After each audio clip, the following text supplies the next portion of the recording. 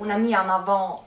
cette peur de la maladie, de la grippe, tout en sachant que la peur de la maladie, elle est bien ancrée chez chacun de nous. C'est-à-dire, c'est une peur ancestrale. On a tous peur de mourir, de tomber malade, de ne plus être à la hauteur des attentes. C'est devenu une véritable phobie. Et comme toute forme de phobie, finalement, face à cette phobie, on a plutôt tendance à être paralysé.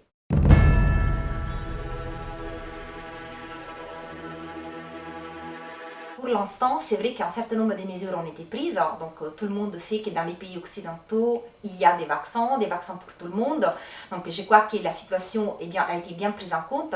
Ça va être beaucoup plus compliqué pour les autres pays, pour les pays en voie de développement ou sous-développés, où les moyens n'étant pas là, évidemment l'impact d'une épidémie éventuelle va être beaucoup plus important et beaucoup plus dangereux pour les gens. Donc je crois qu'il faut là encore faire la part des choses et distinguer entre un vrai souci, les soucis face à une éventuelle épidémie, et donc avoir des moyens auxquels recourir pour faire face à cela, et puis une peur qui devienne un peu paranoïaque, effectivement, à partir du moment où on se fait des soucis qui vont au-delà du raisonnable, au-delà du réel, et qui empêchent du coup après les gens de prendre des réelles mesures. C'était un moyen de détourner l'attention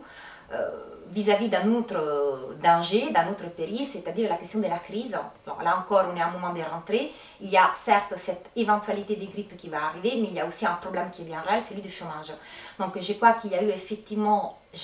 une sorte de battage un peu médiatique et politique autour de cette peur pour donner un message, de ce point de vue, moi je dirais plutôt sécuritaire, dans le sens où on donne l'image aux gens que les pouvoirs publics se soucient d'eux, donc il y a des vaccins prêts pour tout le monde, et donc c'est aussi une façon de montrer que même dans une période de crise, le gouvernement est prêt pour faire quelque chose pour les gens, pour les citoyens. C'est très différent selon les cultures. Alors, une chose intéressante, c'est que là où il faudrait peut-être se préoccuper davantage face à une épidémie, c'est-à-dire les pays les plus démunis, comme par exemple l'Afrique, il y a une panique qui est moins grande, peut-être parce qu'il y a d'autres soucis, mais peut-être aussi parce que de toute façon, étant donné que les vaccins ne vont probablement pas arriver, et que déjà il y a un certain nombre de morts liées à d'autres maladies, il suffit de penser par exemple au sida, et bien là du coup cette préoccupation ne monte pas à l'écran comme dans les pays occidentaux, là où probablement il y aurait des raisons de s'y soucier, parce qu'effectivement, si un nombre de morts considérables vont y être, ce sera plutôt dans ces pays-là. Ce que j'ai entendu, ce sont plutôt des retours, par exemple du Canada ou des États-Unis, notamment au Canada, où aussi il y a eu un tout petit peu une instrumentalisation un peu de cette peur. Mais je crois que là aussi, c'était plutôt lié à des contingences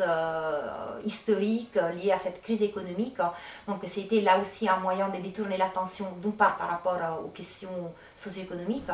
et d'autre part aussi par rapport à d'autres questions, comme par exemple le terrorisme, qui ont été des questions qui ont mobilisé la peur aux États-Unis et au Canada pendant un certain temps.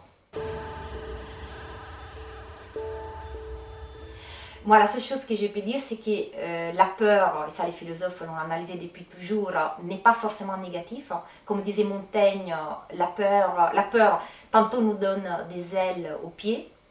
tantôt peut nous clouer au sol. Alors, elle peut nous donner des ailes aux pieds dans le sens où ça peut nous permettre de se rendre compte d'un danger et donc aller chercher à l'intérieur de nous des ressources pour pouvoir dépasser les dangers. Mais tantôt, à partir du moment où on en fait trop, elle a tendance à nous paralyser. Donc, je crois que si conseil on peut en donner un, ce serait de prendre de la distance, de ne pas essayer de tout contrôler parce que de toute façon il y aura toujours des choses qui vont nous échapper, et d'essayer dans la vie des quotidiens de tous les jours, de faire des pas nécessaires pour ne pas se mettre en danger excessif, mais pour ne pas non plus se renfermer à la maison et donc ne plus vivre par peur que quelque chose puisse arriver.